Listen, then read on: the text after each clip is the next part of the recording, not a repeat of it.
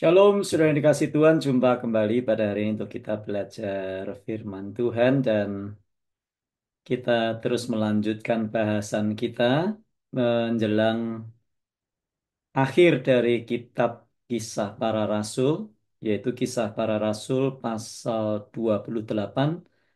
Kita sudah membahas hingga ayat yang ke-10 dan hari ini kita akan belajar dari Kisah Para Rasul pasal 28 ayat 11 hingga ayat yang ke-15. Kita langsung membaca saja ayat 11 sampai 15, demikian bunyinya. 3 bulan kemudian kami berangkat dari situ. Artinya berangkat dari Pulau Malta. Jadi rupa-rupanya Rasul Paulus terhenti di Malta selama 3 bulan. Cukup lama ya perjalanan dari eh, Kaisaria Maritima menuju ke Roma cukup lama pada waktu itu. Bahkan terhenti di Malta selama 3 bulan. 3 bulan kemudian kami berangkat dari situ, naik sebuah kapal dari Alexandria. Alexandria ada di Mesir. Ini bukan dia ke Alexandria, tetapi kapal yang dari Alexandria yang selama musim dingin berlabuh di pulau itu, di Pulau Malta. Kapal itu memakai lambang Dioskuri. Ayat 12, kami singgah di Sirakusa dan tinggal di situ 3 hari lamanya. Dari situ kami menyusur pantai lalu sampai ke Regium. Sehari kemudian bertiuplah angin selatan dan pada hari kedua sampailah kami di Puteoli. Di situ kami berjumpa dengan anggota-anggota jemaat dan atas undangan mereka kami tinggal 7 hari bersama-sama mereka. Sesudah itu kami berangkat ke Roma. Saudara-saudara yang di sana telah mendengar tentang hal ihwal kami dan mereka datang menjumpai kami sampai ke Forum Appius dan Tres Taberne. Ketika Paulus melihat mereka, ia mengucap syukur kepada Allah, lalu kuatlah hatinya. Izinkan saya mengulang kalimat yang terakhir dari ayat 15. Ketika Paulus melihat mereka, ia mengucap syukur kepada Allah, lalu kuatlah hatinya. Luar biasa ya. Ketika Paulus melihat mereka, melihat siapa? Melihat saudara-saudara yang datang menjumpai sampai ke Forum Appius dan Tres Taberne. Ketika Paulus melihat mereka, ia mengucap syukur kepada Allah, lalu kuatlah hatinya. Jadi dalam Kisah Rasul 28 ayat 11 sampai 15 kita melihat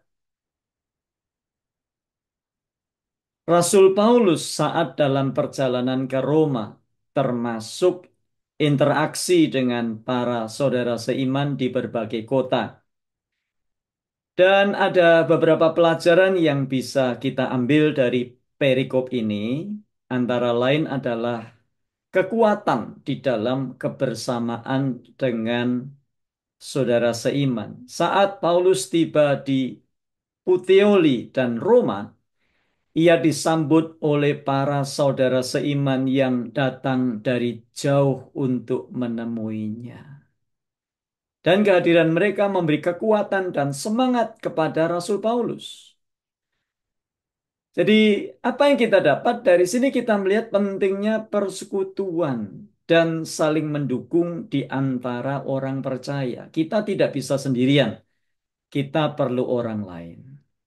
Kebersamaan dengan saudara seiman dapat memberi kekuatan dan penghiburan dalam perjalanan iman kita. Jadi jangan sendiri terus. Jangan menutup diri, kita membutuhkan orang lain. Nah, respons Paulus bagaimana? Kita melihat di dalam ayat 15, dia bersyukur. Dikatakan di situ, ketika melihat mereka, ia mengucap syukur kepada Allah. Jadi Paulus bersyukur dan dikuatkan. Jadi ketika Paulus melihat saudara seiman yang datang menjemputnya, ia bersyukur kepada Allah dan mendapatkan kekuatan. Jadi respons Paulus ini menunjukkan bahwa di tengah pergumulan, bersyukur dan mencari kekuatan dari Tuhan dan sesama bisa menjadi sumber keteguhan atau kekuatan. Jadi perikop ini menggambarkan pentingnya dukungan dari komunitas sesama seiman dalam perjalanan hidup seorang murid Kristus. Anda yang selama ini mungkin merasa kuat sendirian, tidak perlu orang lain, Anda keliru. Karena kehadiran saudara seiman, kehadiran orang-orang lain, justru itu akan memberi kekuatan kepada kita. Kehadiran yang sehat tentunya ya, bukan kehadiran untuk bergosip ria atau berfitnah ria, tetapi kehadiran saudara seiman tentunya akan menjadi kekuatan tersendiri bagi kita. Itu sebabnya kita perlu datang bersekutu bersama-sama, ada komsel datang, ada gereja datang, jangan hanya minggu pertama saja. Ada banyak orang salah mengerti tentang perjamuan. Dipikirnya perjamuan kudus itu menyucikan dosa, sehingga orang hanya kebaktian ke gereja setiap minggu pertama atau setiap perjamuan kudus. Setelah itu tidak pergi ke gereja lagi. Nanti datang lagi minggu pertama lagi. Bukan. Kita membutuhkan saudara seiman untuk kita bisa saling menguatkan satu dengan yang lainnya. Bisa juga pergi sama-sama, pergi ke Israel tanggal 6 sampai 15 April nanti. Saya akan mengadakan perkunjungan ke Korea. Kalau ada saudara-saudara yang berminat ikut selama di sana, kita akan belajar Alkitab. Kita akan ikut ibadah di sana, gereja terbesar di Asia. Dan kita akan belajar firman Tuhan setiap hari. Dan disitulah kita dikuatkan. Jangan pernah hidup sendiri karena kita perlu orang lain. Mari kita berdoa. Terima kasih Tuhan buat firman-Mu hari ini. Dari perikop singkat yang kami pelajari dari kisah para rasul pasal 28. Saya berdoa supaya melalui pelajaran atau renungan ini kami dikuatkan. Bahwa kami tidak boleh sendiri, kami perlu orang lain, karena dengan kehadiran orang lain kami dikuatkan dan dihiburkan.